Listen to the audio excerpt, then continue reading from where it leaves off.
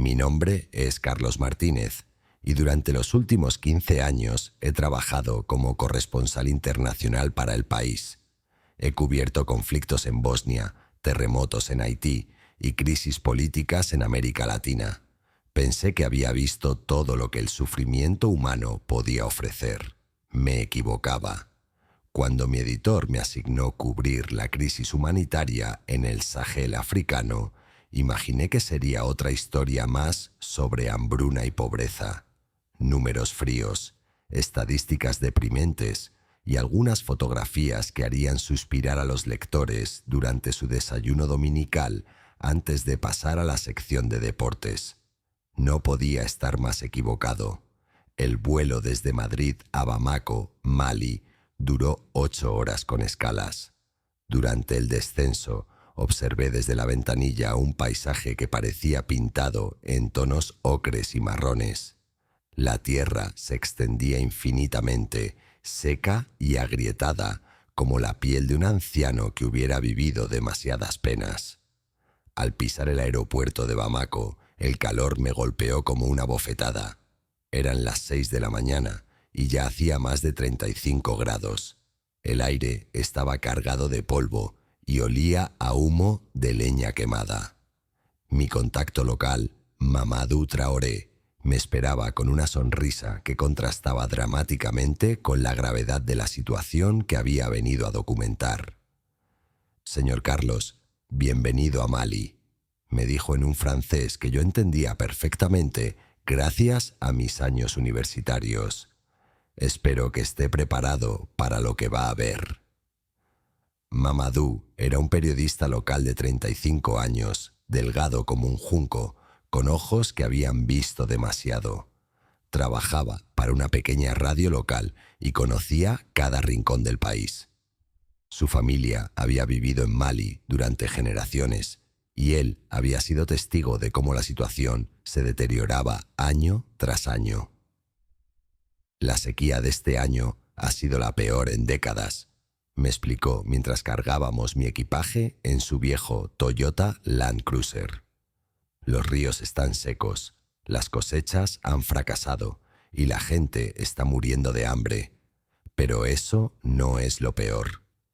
«¿Qué puede ser peor que eso?», pregunté, mientras nos adentrábamos en las calles polvorientas de Bamako. «Que el mundo se ha olvidado de nosotros», respondió con una amargura que me atravesó como un cuchillo. «Las noticias hablan de guerras en Ucrania, de elecciones en Estados Unidos, de crisis económicas en Europa. Pero aquí, donde la gente muere literalmente de hambre, no hay cámaras».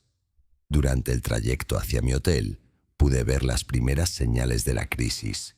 Familias enteras, acampadas en las aceras, niños con los ojos hundidos y las costillas marcadas, mujeres que caminaban kilómetros bajo el sol brutal, cargando recipientes vacíos en busca de agua.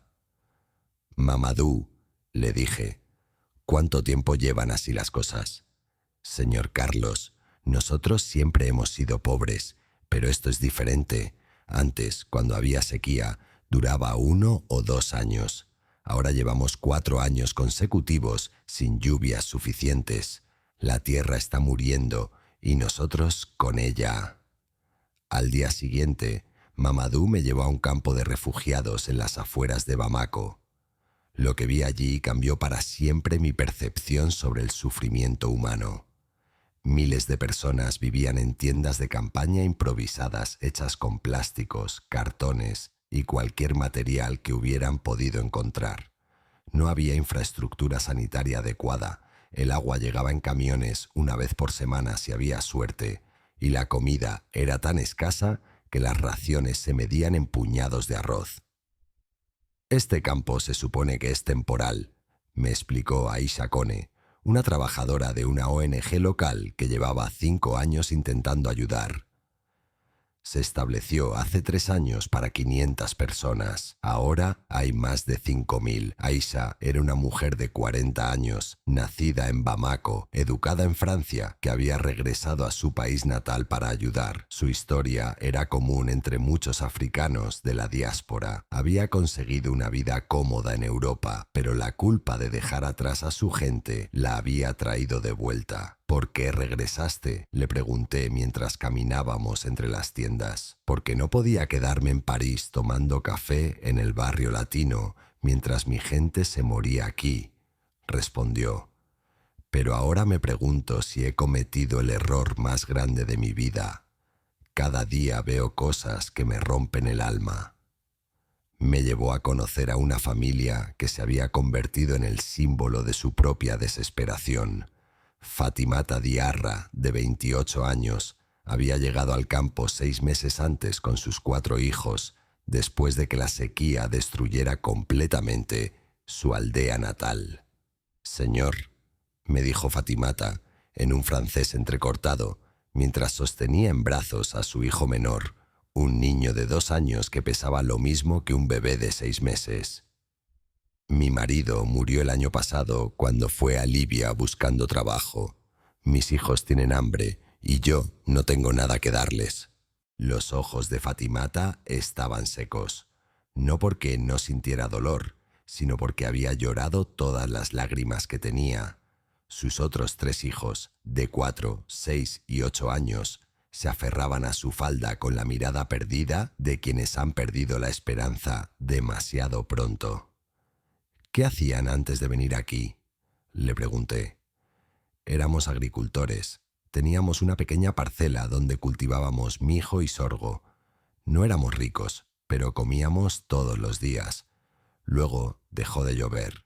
Primero pensamos que sería solo una mala temporada. Después de 2 años sin cosecha, vendimos nuestras cabras. Después de 3 años, vendimos todo lo que teníamos. Y ahora solo nos queda esto». Esto era un espacio de 3 metros cuadrados delimitado por trapos colgados, donde toda la familia dormía en el suelo sobre una estera desgastada. Lo que más me impactó del campo no fueron las condiciones deplorables, sino los niños. Había cientos de ellos y todos tenían algo en común: una madurez prematura en sus ojos que debería estar reservada para los adultos. Conocí a Ibrahim, de 10 años, que cuidaba de sus 3 hermanos menores después de que sus padres murieran en el viaje desde su aldea natal.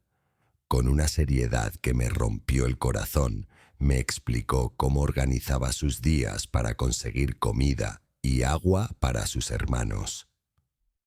«Por las mañanas voy a la carretera a pedir dinero a los coches que pasan», me dijo con una voz demasiado madura para su edad. «A veces consigo suficiente para comprar un poco de pan. Por las tardes ayudo a descargar los camiones de agua a cambio de que nos den un poco más». Ibrahim había dejado de ir a la escuela 2 años antes. «¿Para qué estudiar?», me preguntó con una lógica aplastante. «Mis hermanos tienen hambre ahora, no dentro de 10 años». Aisha me contó que había más de 2.000 niños en el campo y que menos del 10% asistía regularmente a las clases improvisadas que algunas ONG habían establecido. «Estos niños están perdiendo no solo su infancia, sino su futuro», me explicó con lágrimas en los ojos. «Una generación entera está creciendo sin educación, sin esperanza, sin perspectivas. ¿Qué tipo de país tendremos dentro de 20 años? Esa noche, en mi hotel con aire acondicionado y agua corriente, no pude dormir. Cada vez que cerraba los ojos, veía el rostro de Ibrahim, la mirada vacía de los hijos de Fatimata, la desesperación silenciosa de miles de personas que el mundo había decidido ignorar. Mi 4.º día en Mali, Mamadou me llevó al hospital regional de Bamako. Si pensaba que ya había visto lo peor, estaba tristemente equivocado. La sala de pediatría estaba abarrotada de niños desnutridos, pequeños cuerpos esqueléticos conectados a sueros, madres que no habían comido en días pero que seguían intentando amamantar a sus bebés. El llanto constante de criaturas que no entendían por qué tenían hambre. Dr. Amadou Sangare, el jefe de pediatría, me recibió con una mezcla de esperanza y desesperación. Esperanza de que mi reportaje pudiera ayudar a atraer atención internacional. Desesperación por la situación que enfrentaba todos los días. «Señor Martínez», me dijo mientras caminábamos entre las camas, «tenemos capacidad para 50 niños. Ahora hay 120. Cada día llegan más y cada día algunos mueren porque no tenemos recursos suficientes para salvarlos». Me mostró las estadísticas. La tasa de desnutrición severa en la región había aumentado un 300% en los últimos 2 años. La mortalidad infantil había vuelto a niveles no vistos desde los años 80. «¿Qué necesitan exactamente?», le pregunté. «Todo», respondió con una risa amarga. «Comida terapéutica, medicamentos, equipos médicos, personal capacitado. Pero sobre todo, necesitamos que el mundo sepa que estamos aquí». En una de las camas conocí a Aicha, una niña de 5 años que pesaba menos de 10 kilos. Su madre, Mariam, había caminado 50 kilómetros cargándola en sus brazos para llegar al hospital. «Señor», me dijo Mariam, «mi hija está muriendo. He vendido todo. He pedido prestado dinero que nunca podré devolver. He rogado a Dios todas las noches. Pero ella sigue empeorando». Aicha me miró con ojos enormes en un rostro del tamaño de mi puño. No lloraba, no se quejaba. Simplemente existía en ese limbo entre la vida y la muerte que se había convertido en la realidad de miles de niños africanos. El doctor Sangare me explicó que Aicha tenía posibilidades de recuperarse si recibía tratamiento adecuado durante las próximas semanas. «Pero no sabemos si tendremos suficiente comida terapéutica», admitió. «Dependemos de donaciones internacionales que cada vez llegan menos». Durante mi segunda semana en Mali, decidí enfocarme en las historias de las mujeres. Había notado que, en medio de toda esta tragedia, eran ellas quienes mantenían unidas a las familias, quienes encontraban maneras de sobrevivir cuando todo parecía perdido. Conocí a Salamata Cisse, de 32 años, que había creado una pequeña cooperativa de mujeres en el campo de refugiados. Con los pocos recursos disponibles, habían establecido un huerto comunitario utilizando agua reciclada y semillas que habían conseguido a través de una ONG. «Señor Carlos», me dijo mientras me mostraba sus tomates del tamaño de cerezas, «nosotras las mujeres no podemos darnos el lujo de desesperarnos. Si nosotras no luchamos, ¿quién cuidará de nuestros hijos?». Salamata había perdido a su esposo y a 2 de sus 5 hijos durante el éxodo desde su aldea, pero en lugar de sucumbir al dolor, había canalizado su energía en ayudar a otras mujeres en situación similar. «Cada mañana me despierto y pienso, hoy tengo que encontrar una manera de que mis hijos coman», me explicó. «No hay tiempo para llorar, no hay tiempo para sentir lástima de mí misma, hay que sobrevivir». La cooperativa de Salamata había logrado generar suficientes verduras para alimentar a 30 familias, al menos parcialmente. Era una gota en el océano de necesidad, pero representaba algo más valioso que la comida, representaba esperanza. También conocí a Bintu Traoré, una mujer de 45 años que había convertido su tienda en una escuela improvisada. Sin libros, sin pizarra, sin materiales educativos, enseñaba a 40 niños utilizando canciones, historias orales y dibujos en la arena. «Los niños no pueden perder su futuro solo porque estamos pasando por tiempos difíciles», me dijo con una determinación que me dejó sin palabras. «Si no aprenden a leer y escribir ahora, ¿qué será de ellos cuando esto termine?». Bintu había sido maestra en su aldea natal antes de la sequía. Cuando llegó al campo de refugiados, No pudo soportar ver a los niños perdiendo días tras día sin aprender nada. Al principio solo eran mis propios hijos, me contó, pero después otros padres comenzaron a traer a sus hijos también.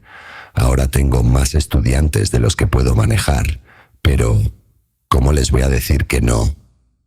Una de las historias más desgarradoras que encontré fue la de Moussa Diakité, un joven de 19 años que representaba a toda una generación atrapada entre la desesperación y la supervivencia. Moussa había sido estudiante de ingeniería en la Universidad de Bamako hasta que su familia perdió todo y ya no pudo pagar sus estudios.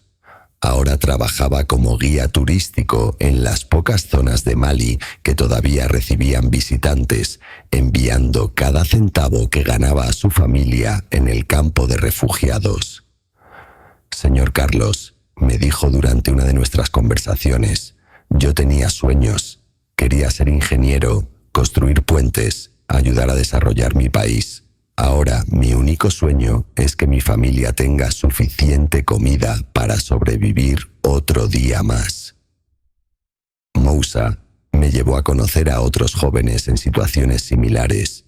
Había ex estudiantes que ahora vendían agua en las calles, futuros médicos que trabajaban como cargadores en el mercado, artistas que habían vendido sus instrumentos para comprar comida. Esta crisis no solo está matando a la gente de hambre, me explicó, está matando los sueños, las ambiciones, el futuro de todo un país. Me contó sobre sus amigos que habían intentado emigrar a Europa. Algunos lograron llegar a España, me dijo.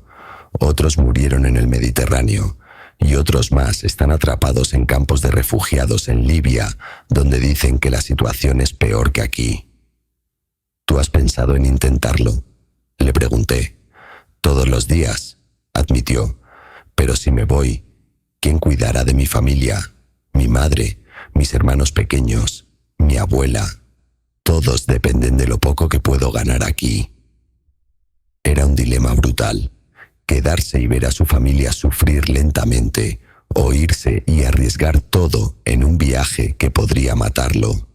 Durante mi tercera semana en Mali, comencé a entender algo que me llenó de rabia. Esta crisis no era inevitable, no era un desastre natural imparable, era, en gran medida, el resultado de décadas de negligencia, corrupción e indiferencia internacional. Mamadou me llevó a conocer a funcionarios locales, trabajadores de ONG y académicos que me explicaron las verdaderas causas de la tragedia que estaba documentando. La desertificación no ocurrió de la noche a la mañana, me explicó el doctor Ousmane Guindo, un climatólogo de la Universidad de Bamako. Llevamos décadas advirtiendo sobre esto. Los patrones climáticos están cambiando, las lluvias son menos predecibles, las temperaturas están subiendo, pero nadie quiso escuchar. El doctor Guindo me mostró estudios que databan de los años 90, prediciendo exactamente lo que estaba ocurriendo ahora. Los gobiernos locales estaban demasiado ocupados llenando sus bolsillos, me dijo con amargura, y la comunidad internacional estaba demasiado ocupada con otros asuntos.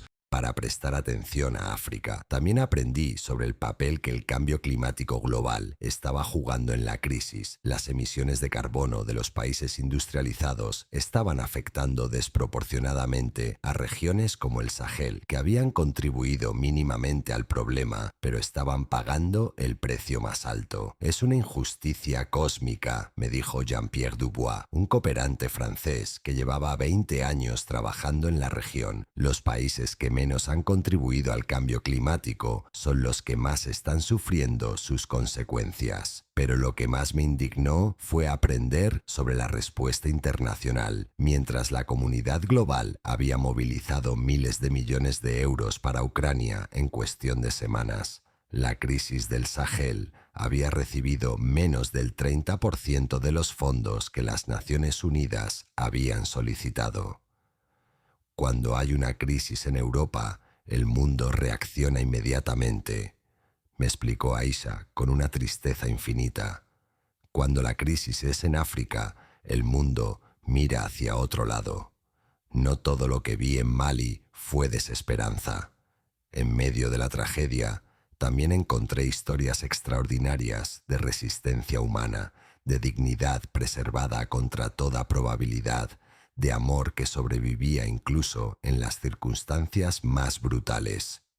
Conocí a Abdoulaye Kone, un anciano de 78 años que se había convertido en el líder no oficial del campo de refugiados. A pesar de haber perdido su hogar, sus tierras y la mayoría de sus posesiones, mantenía una serenidad y una sabiduría que inspiraban a todos a su alrededor. «Hijo mío», me dijo una tarde mientras compartíamos té bajo la sombra escasa de un árbol seco, «he vivido lo suficiente para ver muchas crisis. Esta también pasará. La pregunta no es si sobreviviremos, sino cómo sobreviviremos, con nuestra humanidad intacta o sin ella». Abdoulaye había organizado un sistema de apoyo comunitario en el campo. Las familias que tenían un poco más compartían con las que tenían menos. Los ancianos cuidaban de los niños cuyos padres salían a buscar trabajo.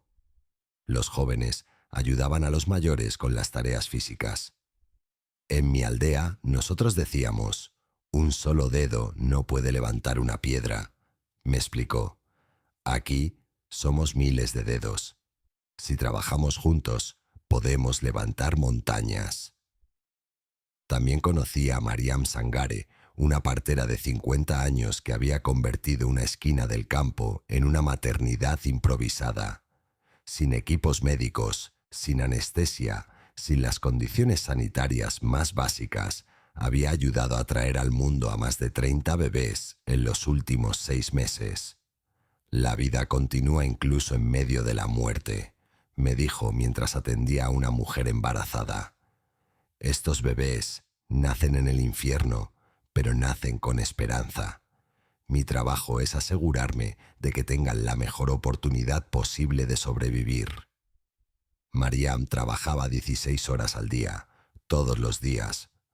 Su pago era la gratitud de las madres y la satisfacción de saber que estaba haciendo la diferencia. Mi última semana en Mali la dediqué a entender las consecuencias a largo plazo de esta crisis. No se trataba solo del sufrimiento inmediato, sino de cómo esta tragedia estaba moldeando el futuro de toda una región. Mamadou me llevó a visitar escuelas abandonadas, hospitales cerrados, mercados vacíos. La infraestructura básica de la sociedad se estaba desmoronando bajo el peso de la crisis. «Mire esto», me dijo, señalando una escuela donde habían estudiado más de 300 niños solo 2 años antes. Ahora está vacía porque todos los niños están trabajando o han emigrado con sus familias. Conocí a Aminata Coulibaly, una maestra de 35 años que se había quedado en su pueblo a pesar de que ya no tenía estudiantes. «Alguien tiene que mantener la esperanza viva», me dijo mientras limpiaba las aulas vacías. «Cuando las familias regresen, cuando los niños puedan volver a estudiar, la escuela tiene que estar lista». Aminata no había recibido salario en 8 meses. Sobrevivía con la ayuda de su familia extendida y con la poca comida que podía cultivar en un pequeño huerto detrás de la escuela. «¿No has pensado en irte?», le pregunté. «¿A dónde?», respondió. «Esta es mi comunidad, estos son mis niños.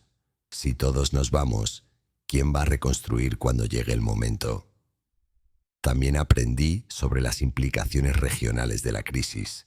Miles de personas estaban emigrando hacia países vecinos, creando tensiones y poniendo presión sobre recursos ya escasos.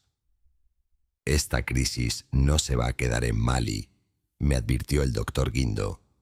«Va a extenderse por toda la región del Sahel y si no se hace algo pronto, va a crear una crisis de refugiados que hará que las migraciones actuales hacia Europa parezcan pequeñas». Mi último día en Mali lo pasé de vuelta en el campo de refugiados, despidiéndome de las personas cuyas historias había documentado durante estas 3 semanas que habían cambiado mi vida para siempre. Volví a visitar a Fatimata y sus 4 hijos. Su hijo menor, que había estado gravemente desnutrido cuando lo conocí, había mejorado ligeramente gracias a la comida terapéutica que habían conseguido a través de una organización no gubernamental, pero seguía siendo un niño frágil y su futuro era incierto. «Señor Carlos», me dijo Fatimata, «cuando usted escriba sobre nosotros, ¿la gente nos ayudará?». Era una pregunta que me perseguiría durante meses. «No lo sé, Fatimata», le respondí honestamente, «pero haré todo lo que esté en mi poder para que el mundo sepa lo que están viviendo». También me despedí de Ibrahim, el niño de 10 años que cuidaba de sus hermanos menores.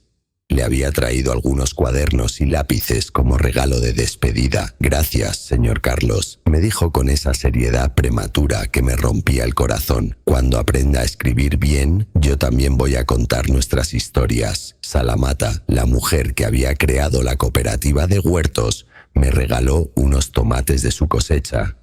Eran pequeños y un poco arrugados, pero para mí representaban todo lo que había aprendido sobre la dignidad humana en circunstancias imposibles. «Llévese esto para que recuerde que no somos solo víctimas», me dijo. «Somos personas que luchan, que resisten, que siguen esperando». Mi despedida más difícil fue con Musa, el joven que había dejado sus estudios para mantener a su familia. Me había prometido escribirle regularmente, y él me había hecho prometerle que no dejaría que el mundo se olvidara de Mali. «Señor Carlos», me dijo en el aeropuerto, «usted ha visto lo que nosotros vivimos todos los días. Ahora es su responsabilidad hacer que otros también lo vean». Han pasado 6 meses desde que regresé de Mali. He publicado docenas de artículos, he dado conferencias, he aparecido en programas de televisión. Algunos de mis reportajes han tenido impacto, se han recaudado fondos, se han enviado suministros, algunas ONG han aumentado su presencia en la región, pero no es suficiente. Nunca será suficiente mientras haya niños como Ibrahim cuidando de sus hermanos, madres como Fatimata vendiendo todo lo que tienen para alimentar a sus hijos, jóvenes como Moussa sacrificando sus sueños por la supervivencia de sus familias. Cada noche, cuando me acuesto en mi cama cómoda en Madrid, pienso en ellos. Cada mañana, cuando desayuno en mi cocina llena de comida, recuerdo el hambre que vi en sus ojos. Cada vez que desperdicio agua, me acuerdo de las largas caminatas que hacían por unos litros de agua turbia. He aprendido que ser corresponsal internacional no es solo reportar noticias, es cargar con el peso de las historias que cuentas, es vivir con la responsabilidad de ser la voz de los que no tienen voz, es despertar cada día sabiendo que tu trabajo puede ser la diferencia entre la vida y la muerte para personas que nunca conocerás. Mali me enseñó que el olvido es una forma de violencia. Cada día que el mundo mira hacia otro lado, niños mueren de hambre. Cada semana que pasa sin atención internacional, familias enteras desaparecen en la inmensidad del sufrimiento silencioso. Pero también me enseñó sobre la resistencia extraordinaria del espíritu humano. En los lugares más oscuros de la experiencia humana encontré luz. En medio de la desesperación más absoluta, encontré esperanza. En las condiciones más deshumanizantes, encontré la humanidad más pura. Esta es mi promesa a Fatimata, a Ibrahim, a Salamata, a Musa y a los miles de personas cuyas historias no tuve tiempo de contar. No dejaré que el mundo los olvide. Seguiré escribiendo, seguiré hablando, seguiré recordando que detrás de cada estadística sobre hambre y pobreza hay un rostro humano, una historia personal, un corazón que late con los mismos sueños y esperanzas que los nuestros, porque al final todos somos parte de la misma familia humana. Y una familia no abandona a sus miembros cuando más los necesitan. Las lágrimas del Sahel son las lágrimas de todos nosotros, y hasta que no dejen de caer, nuestro trabajo como seres humanos no habrá terminado. Carlos Martínez es corresponsal internacional del país. Ha cubierto conflictos y crisis humanitarias en más de 30 países durante los últimos 15 años.